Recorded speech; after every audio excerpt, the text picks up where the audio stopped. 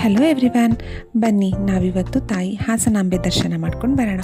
ಬೆಳಿಗ್ಗೆ ಬೇಗ ಎದ್ದು ಸ್ನಾನ ಮಾಡಿ ಎಲ್ಲರೂ ರೆಡಿ ಆಗಿಬಿಟ್ಟು ಹಾಸನಾಂಬೆ ದರ್ಶನಕ್ಕೆ ಅಂತ ಹೊರಟ್ವಿ.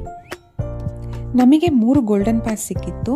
ನಾವು ಮಕ್ಕಳಿಗೆ ಫ್ರೀ ಅಂದ್ಕೊಂಡು ಕರ್ಕೊಂಡು ಹೋದ್ವಿ. ಬಟ್ ಅಲ್ಲಿ ಹೋದ್ಮೇಲೆ ಗೊತ್ತಾಯಿತು ಎಬೋ 6 ಇಯರ್ಸ್ಗೆ ನಾವು ಟಿಕೆಟ್ನ ತಗೋಬೇಕು ಅಂತ ಹೇಳಿ. ಭಾನುವಾರ ಆಗಿತ್ತು, ಆದರೂ ಕೂಡ ಹಾಸನಾಂಬೆ ದರ್ಶನಕ್ಕೆ ಅಷ್ಟು ಕ್ಯೂ ಇರಲಿಲ್ಲ. ನಾವು ಹೋದಾಗ ತುಂಬಾ ಖಾಲಿ ಇತ್ತು. ನೋಡಿ ಎಷ್ಟು ಖಾಲಿ ಇದೆ.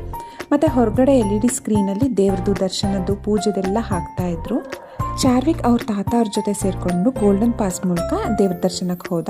ನಾನು ಮತ್ತು ಚಿಟ್ಟೆ ಧರ್ಮ ದರ್ಶನ ಸಾಲಿನಲ್ಲಿ ಹೋಗಿ, ಚಿಟ್ಟೆ ಫ್ರೆಂಡ್ ಚುಮ್ಮಿ ಕೂಡ ಬಂದಿದ್ಲು ಅವ್ರ ಫ್ಯಾಮಿಲಿಯವ್ರ ಜೊತೆ ದೇವ್ರ ದರ್ಶನಕ್ಕೆ ಅಂತ ಹೇಳಿ.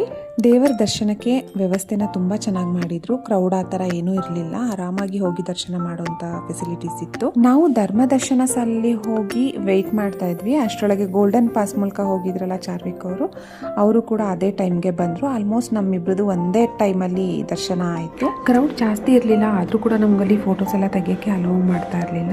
ಬಟ್ ದೇವ್ರನ್ನ ನಾವು ತುಂಬ ಚೆನ್ನಾಗಿ ನೋಡೋದಕ್ಕೆ ಅವಕಾಶ ಸಿಕ್ತು. ನಮಗಂತೂ ತುಂಬಾ ಖುಷಿ ಆಯಿತು. ಚಾರ್ವಿಕ್ ಮತ್ತು ಚಿಟ್ಟೆ ಇಬ್ಬರೂ ಫಸ್ಟ್ ಟೈಮ್ ಹಾಸನಾಂಬ ತಾಯಿ ದರ್ಶನ ಮಾಡ್ತಾ ಇರೋದು.